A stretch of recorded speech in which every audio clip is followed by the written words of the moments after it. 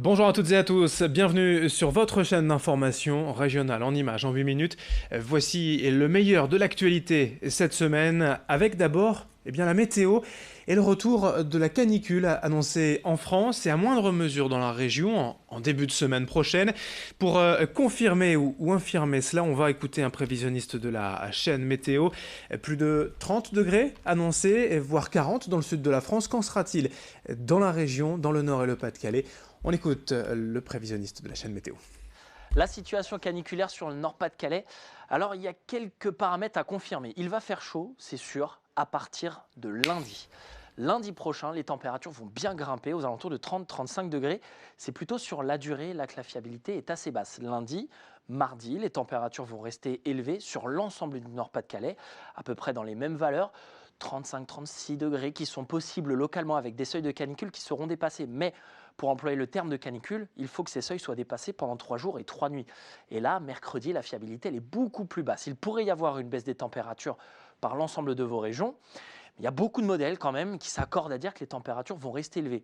Donc la fiabilité elle est meilleure en ce qui concerne le prolongement de cette situation très chaude et donc potentiellement caniculaire pour mercredi. Mais gardez en tête quand même qu'il y a quelques modèles qui s'accordent à dire que les températures seront plus basses à partir de mercredi. Et on en reparlera bien évidemment d'ici là dans nos prochaines éditions. L'actualité sociale avec la poursuite des négociations syndicales chez Castorama. Dans les prochains mois, vous le savez, plusieurs magasins vont fermer en France, dont celui de Lille, LM et le Brico-Dépôt de Calais. En tout en France, 800 postes devraient être supprimés.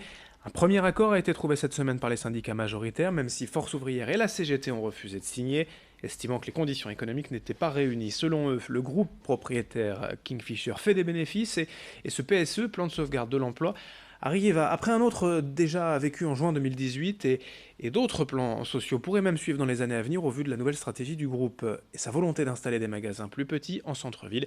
Écoutez ce responsable syndical Force CGT au micro de Xavier Silly.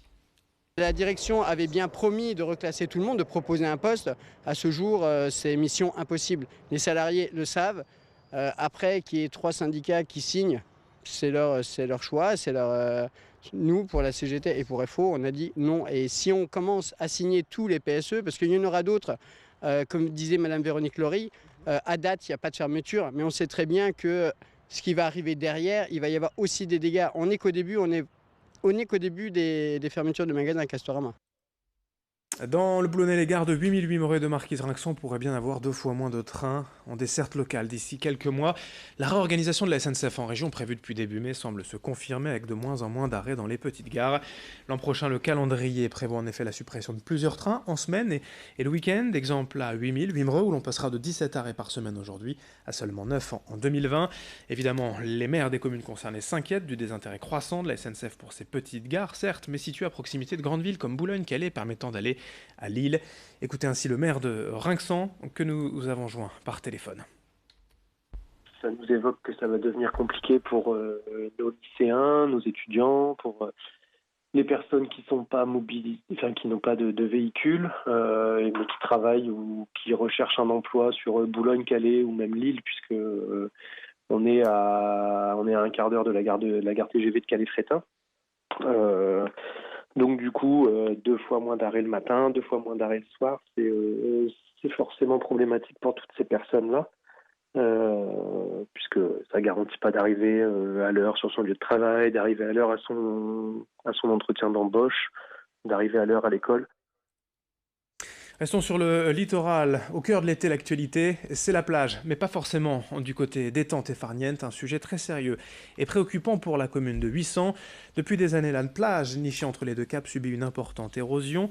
D'après les experts, le réensablement notamment de la dune d'Aval pourrait nécessiter plus de 2 millions de mètres cubes de sable et coûter près de 30 millions d'euros. Des chiffres qui effraient sans doute le maire de 800, déjà échaudé par la rénovation de la digue.